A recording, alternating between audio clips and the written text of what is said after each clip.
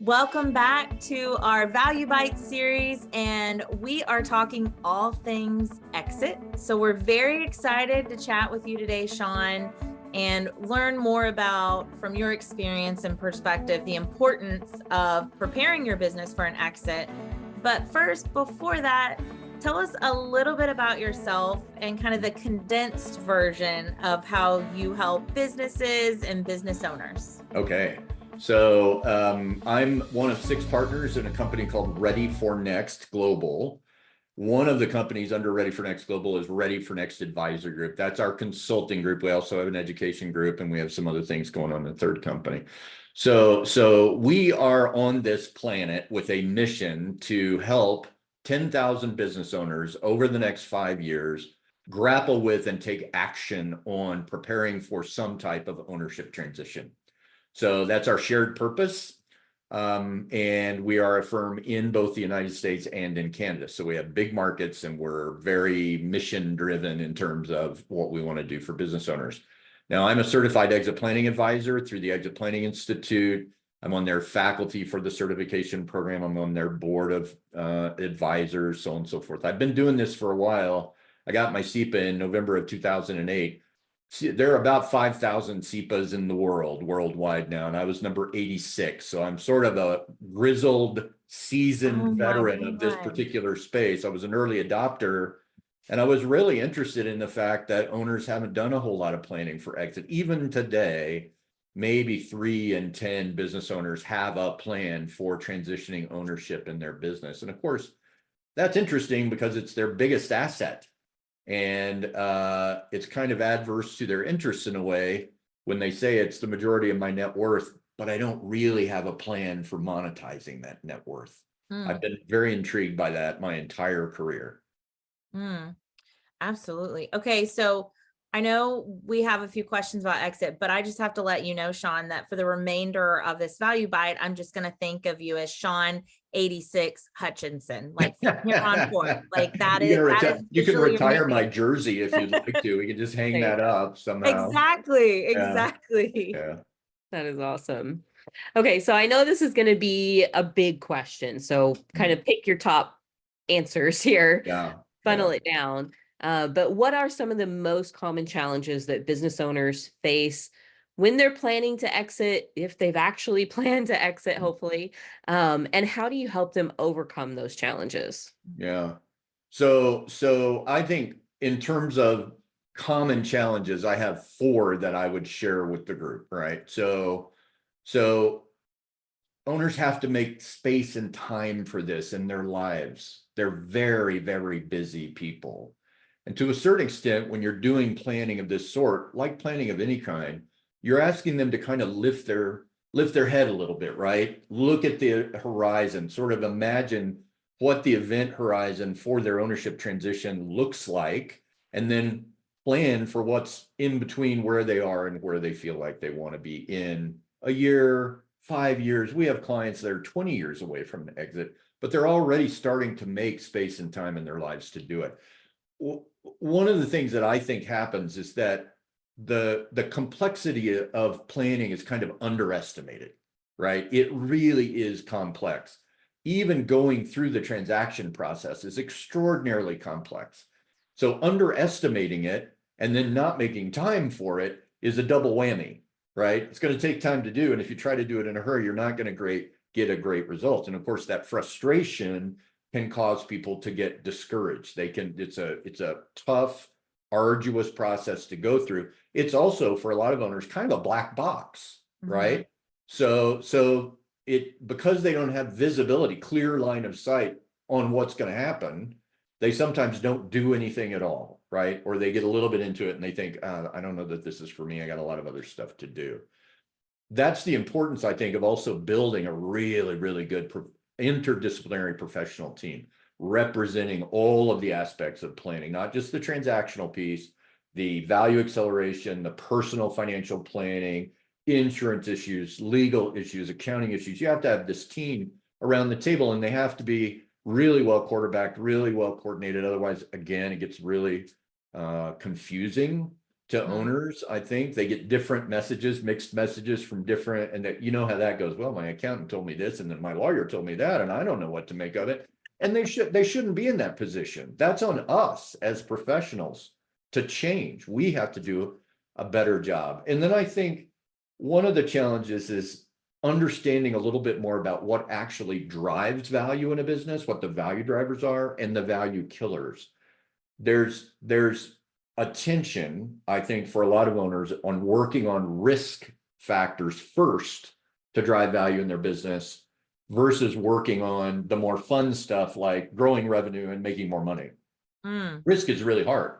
Risk is work. It's almost like drudgery, or like it's in the trenches. It's boxing with risk all the time. And it can be a little bit exhausting. So, but it is a huge driver of value.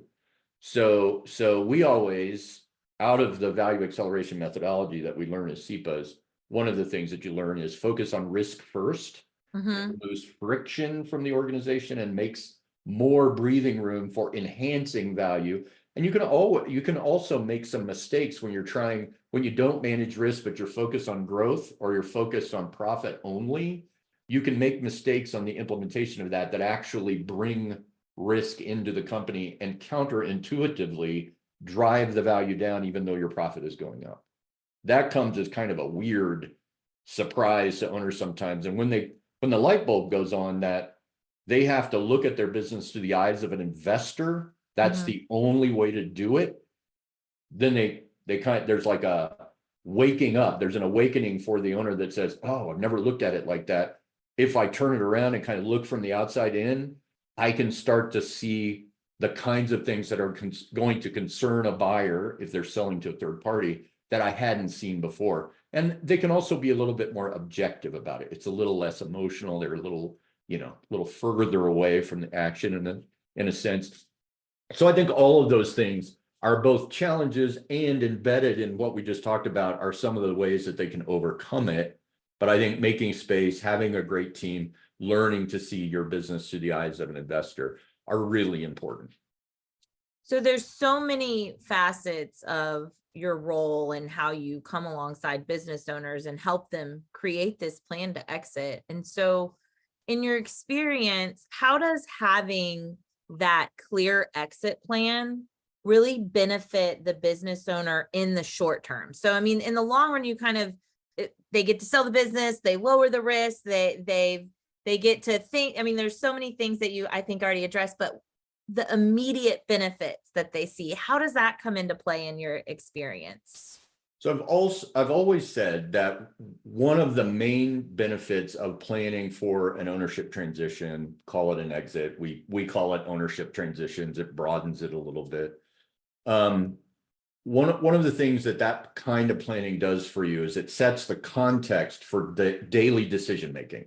Once you have made a decision about building value in your business, and you're aware of value drivers, and you're aware of value killers, and you have a great team, and you're thinking like an investor would think about your business, and you've got kind of that longer term event horizon out there, like I'm trying to get from A to B, and I'm super clear on this. I'm not sure where the path is necessarily, but we're going to find it, and we're going to be agile, and we're going to get there, right? I'm committed to it. But then you start to think, okay, the decision that I make today does need to be within that context of executing on a successful plan. And so exit planning gives us context for better decision making day to day. People will stop and think about it a little bit differently. Let me just give you an example. So for instance, let's say that I am thinking about hiring a new executive to improve my C-suite, right? I, as an owner, have been wearing too many hats, and I know that. And I know once I look at the business as an investor, I can see it. My bench is not strong enough. And somebody looking at it from the inside, from the outside in, is going to see two things. One, an owner who's wearing too many hats. And two, I've not made an important investment in the future of the organization that will drive higher value, because I'm saying I don't want to lower my profit. So by leaving that person out of the team, I've actually generated a false financial result. I'm making more money than I really should be because I held off hiring a really important person that's going to help me drive growth and stability and continuity and manage risk in the future. So just by saying to myself, I got to change this, I'm going to take a temporary hit on profit, but I'm making a decision today that's going to drive value in the future, I am beginning to think differently because I'm thinking about how can I build value, harvest value, plan for my future, so on and so forth. I think also that the clarity that comes from the planning process, something that we call chaos reduction, right? Good planning should really take away a lot of the noise around the fringes, in the middle, wherever that might happen. Think of it as a universe of, there's so much that happens in our universe, but if we don't have a telescope, we didn't have telescopes like we have today, like the James Webb telescope that can cut through the haze, right? Can see things that have never been seen before because of the wavelengths that it sees things with. So that fog that we could never see through, with new technology, with a new way of thinking, allowed us to see remarkable things, right, in the universe.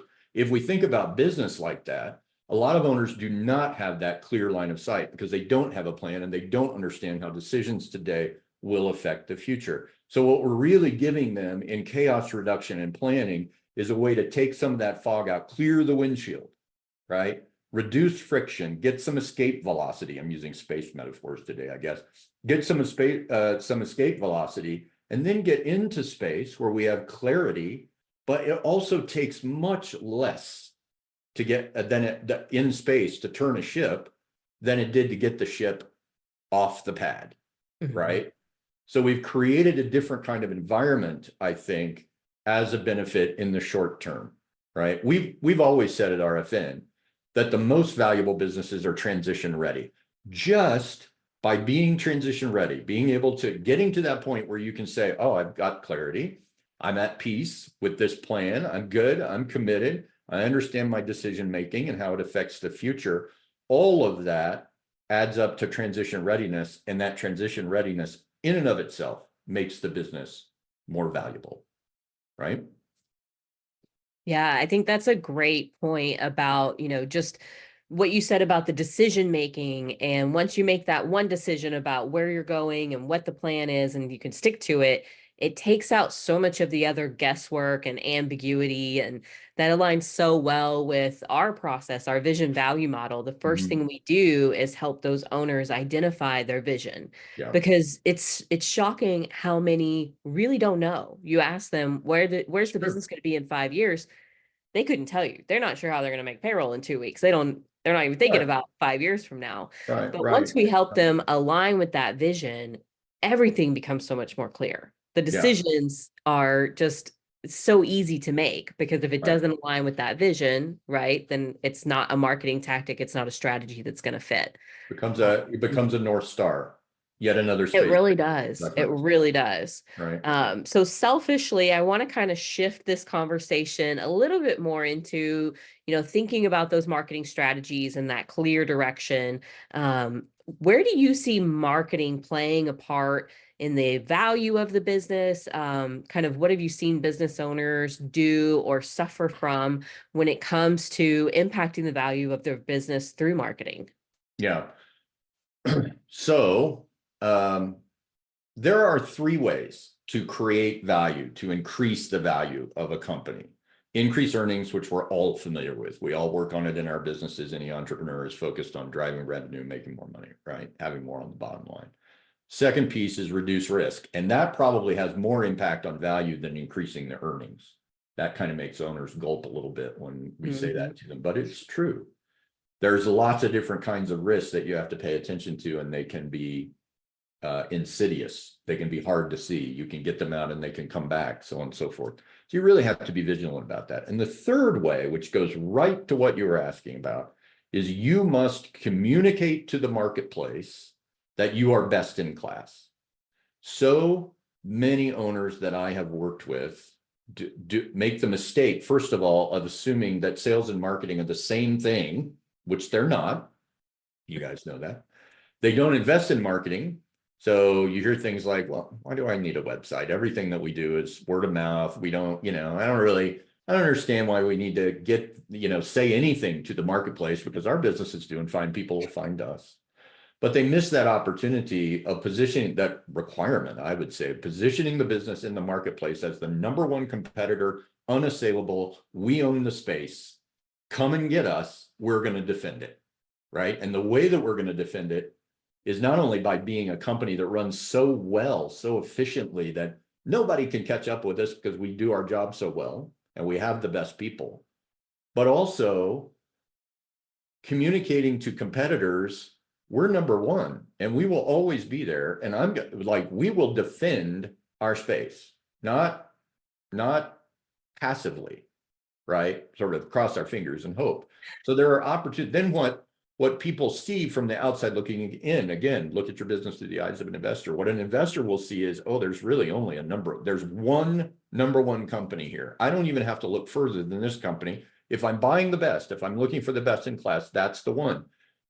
If it's not been communicated through marketing, through the right kind of messaging to customers, to the market, whatever that might look like, they have to come find you and you have to convince them at that point that you really are worth finding. Well, that's not where you want to be. You want to be out in front of that. You want to be on the edge of it, driving that message, taking control of it. So those are two of my thoughts, right? Do marketing, first of all, invest in it. It's important to have a line in the budget that says marketing or whatever that might mean. Invest in it. Second, understand how it helps you drive value within your organization. Embrace that. Take that opportunity, because it is an opportunity you are 100% in control of. You can decide as an owner and as a company how you want to be seen in the market. Sometimes macroeconomically, an owner is really not in control of those value factors because, we can't really say that inflation, is going to be at 7% 6 months from now, right? We don't know. There are pressures coming in that we may not be control. So let's take control of the things that we can. The other thing is from a valuation perspective, probably over the last, 5 years, maybe a little bit longer than that, we have seen intangible contributors to value take a front seat to some of the more quantitative factors like revenue growth and profit and so on and so forth, right? It used to be the case that you valued a business primarily on its discounted cash flow, right? How much would it make in the future? And then you're going to discount it back because $1 today is worth more than $1 in the future. Simple concept, right? And the riskier the business, the higher the discount rate. Okay, that's math. But today, intangibles like culture, like quality of customer relationships, like customer satisfaction, like brand, right? Brand and brand equity are becoming such valuable differentiators and value drivers that we're seeing companies have to shift and focus more on those things, right? The statement by an owner that I really don't care about culture. If my people like working here, then they'll stay. And if they don't like working here, then they can go. All I need them to do is do a job, is so out of touch with what you have to create in order to be seen as a best-in-class company that those companies, in my opinion, will never be bought. They are worth nothing except the liquidation value of their assets, if they have any, because nobody's going to buy a company with bad culture. Nobody investing in a company wants to spend the time and the money that it'll take to take a bad culture and make it good. Ridiculous. Why would I do that? I'll go find somebody else that has a better one. Even if that company is not growing as fast or as profitable as the one I'm looking at over here, I'd rather have the culture because I can attract people, greatest resource we have, hard to get. I can keep people and they will be the best. And that's going to give me the foundation for driving more growth and more profit in the future. So that company that might be underperforming, but with a great culture is the one I'm going to buy. And the one that's overperforming financially and has a bad culture, in spite of the fact that they are profitable, their foundation is weak. I'm not buying that company. I'm not going there. That's distress. That's just headache. It's written all over it. So brand equity is so important in that picture, because when you build brand equity in the marketplace, you have that intangible connection to your customers, right? That results in tangible benefits to them. So we're driving value through brand. We're driving value through value-added operations, right? We're doing the things that the customers believe are worth paying for. It's creating value for them. And we're doing it in a way where we're communicating to the marketplace, we are best in class. No question. We just are. We're better at this than anybody else. So those things are where marketing plays such a huge role in driving the value of a company and making it transition ready. And, we support all the transition options as a company. We're not wedded to third-party sales. So we support internal transitions like ESOPs and things like that. So dependent on culture. If you have a great culture, you got a lot to talk about. If you don't talk about it, if you don't market it, you're just losing a huge opportunity to communicate the intangibles that you have that are driving a lot of the value in the company. That's such great insight and absolutely in line with so much of what we experience. And I think it's also encouraging just to hear that these intangibles that, yes, we think they're important, but for you, someone that is an expert in the field, that is number 86 and we know has the wisdom, is also seeing this firsthand, not just marketing, but culture and these other aspects, because it's really, for me, I think just echoes the sentiment of like, in order to be a good company, you have to care about more than just profit. Sure. And I think that is kind of really one aspect of all of these intangibles that you're really honing into, and marketing, of course, is one of them. Sure. So one of the last questions I want to ask you, Sean, is timing. So I think timing can be overwhelming. It can be unknown. And so what role does timing play in the exit planning process, and how can business owners determine the right time to exit or even to start planning for the exit? So the start planning part is much easier than the trying to call the exit, right? So there are real risks in trying to hit a window. But the key, I think, to good planning to a certain extent is that it embraces multiple scenarios. So again, transition readiness counts a lot. We're not necessarily trying to call, okay, on February 1, 2028, we are going to exit this business. This is our intent. It's helpful to know what the desires of the owners are, and also why that date. Very importantly, why that time frame? Like, what's important about it? It could be something like, well, I'll be 65, and that's what I've always had in my head, that at 65, I'm done and I want to go do something else, right? Great. That's probably more likely than any other factor to cause them to sort of pick a time out into the future. But by creating a plan that embraces multiple scenarios, we create agility. And when we create agility, we can get closer to transition readiness. When we're at transition readiness, the calculus that we will be able to take advantage of options as they present themselves, whether it's a third-party buyer knocking on the door and saying, hey, I got a check burning a hole in my pocket, you want to talk, or something else, it allows us to proactively see the options and understand them. But also, if something happens in our life, let's say a family situation, or we get an adverse health diagnosis, any of the 5 Ds, right? Divorce, death, disability, dispute, so on and so forth. If any of those happen, we're ready. We've reduced the chaos. We have a plan. We can sort of branch out and be agile about it. That's super, super important, right? So that increases our chances of success by embracing options and planning scenarios. Calling the time of exit is not only difficult, but it's dangerous in some ways, because again, decision-making, right? We're better off being agile in our decision-making than making decisions that kind of guide us to, well, that's the date, right? So we want to be careful about that. The timing of beginning is completely within our control, right? And so setting some kind of event horizon is useful in that we can back into when do we begin. I would say that starting early, whatever early might mean, is better. Most owners wait too long. The reason that they haven't planned is because they think maybe they don't have to.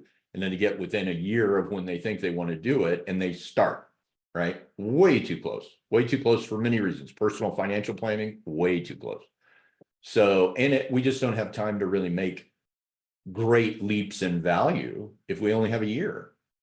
So we always say 3 years minimum, 5 years good zone. Longer than that, everybody's happy because we can make huge strides toward greater value. If someone comes to me, usually because of personal planning, and says, look, I have a wealth gap. I've got 10 million in my pocket and I need 30 according to my plan. My business is worth 10 and I think I can monetize it if I really work on it, but I need to find another 10, right? That difference between what I've got in my pocket plus the value of the business plus what they tell me I need in order to live out the rest of my life the way I want to. That's my wealth gap and that's my value gap, right? Those two things working together. So what they've essentially said to us is I need to double the size of, I need to double the value of this business in a relatively short period of time. And knowing that, we can design a program that can get them much closer to that. Not knowing that, in the absence of knowledge, you use the word guessing. One of our mantras is no guessing. We don't implement a program if we're guessing at key stuff. So one of the things that we do need to know, and I think you're really smart to bring up, Randy, is let's get a sort of prospective time horizon out there. We call it the event horizon. Let's plan backwards toward how early do we have to start? How much time do we need in order to cover this value gap, in order to help cover the wealth gap? And then we can design a plan around it. But we'll be so agile that even if that event horizon comes up 2 years, we're ready for it. We've got a scenario for that will help. That's such great insight, Sean. I know we're bumping up against our time here. I so appreciate everything you shared. This has been really great. I think even Randy and I are getting some good takeaways from everything that you've said here. So where can people connect with you? Where can people find you if they want to learn more about Ready for Next, or thinking maybe it's time to start working on that exit planning? Where can they connect with you? Yeah, so readyfornext.com is a portal that leads to all three of our companies, the advisory group, the RFN Academy, which is our education platform for both owners and advisors, and then Ready for Next Communities, where we work with communities around the United States and Canada to implement programs that are helpful to owners at scale. Lots of owners at one time. So we have a lot of choices there. The advisory group is where our value acceleration and transition readiness plans, that activity sits, right? So they can go to readyfornext.com and pick a road, pick a door, right? And then if they want to get in touch with me directly, LinkedIn, right? So Sean P as in Patrick Hutchinson. And also you can just email me at Sean, SEAN, at readyfornext.com. And I will be more than happy to respond whenever you reach out. Awesome. Thank you again so much. This has been a great conversation. Thank you for having me. So much, Sean. Yeah.